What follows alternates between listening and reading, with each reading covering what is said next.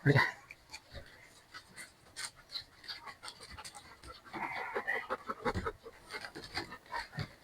Okay, gusto ko lang i-share sa inyo ang ginawa ko kay Charlie. Siya ay merong hematoma, tenga. So, nakikita nyo, gumaling na siya. So, paano bang ginawa natin, Charlie? Kwenta mo. Ayan, ito yung tenga niya. So, napansin ko na, lumubo siya. So, ang oral hematoma ay ang pamaga ng tengang alaga ng aso. Ito ay dahil sa pag-iipon ng dugo sa loob ng balat ng ear flap. Paano ito ginagamot? Kailangan madalang alaga sa vet. So, sabi ng doktor, operasyon. Ito yung pinaka-epektibo na paraan para kung saan hinihiwa ang tenga para ilabas ang dugo. So, mahal siya. 9,000 ang hinihingi sa akin ng vet. Napakamahal, di ko kaya.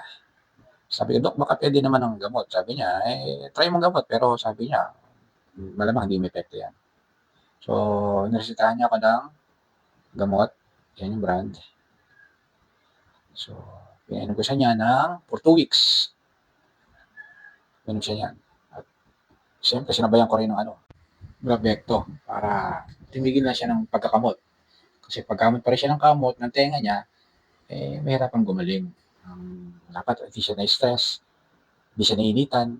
Basta anything na makapagpapalakas ng blood flow, iwasan nyo. Wala mo ng mga laro-laro. Kailangan lagi siyang chill, lagi siyang cool, hindi siya nainitan kasi nakapagpapalakas dito blood flow yun. So, iwasan lahat mga yun. Huwag yung kahol ng kahol. Meron siyang kulungan sa likod, dinadala ko siya doon. Minsan naman doon sa isang kulungan niya, yung malamig. So, wala mo ng harutan, maayos na pagkain, tapos dapat sagana sa pahinga. Ayan, tapos pinaglalakad-lakad ko siya sa may garden namin. Mga konting lang ba, exercise kasi nainip din yan eh. Ginagawa ko kasi puro pahinga siya eh. Hindi ko masyadong pinapagala. Ayan, pinag-walk ko sa umaga. Pero swabe lang yung walk namin, hindi malayo, maraming rest. Tapos maaga yan, mga 6 o'clock yan, 6:30.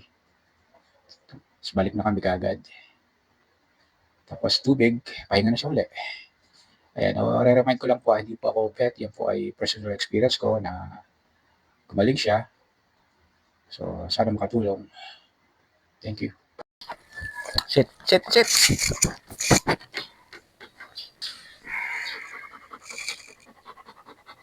Makakita niyo guys mo. Magaling mo na guys. Meron siya na. Konting-konti na lang, maliit. Pero pwede na yan. Kumpara sa dati.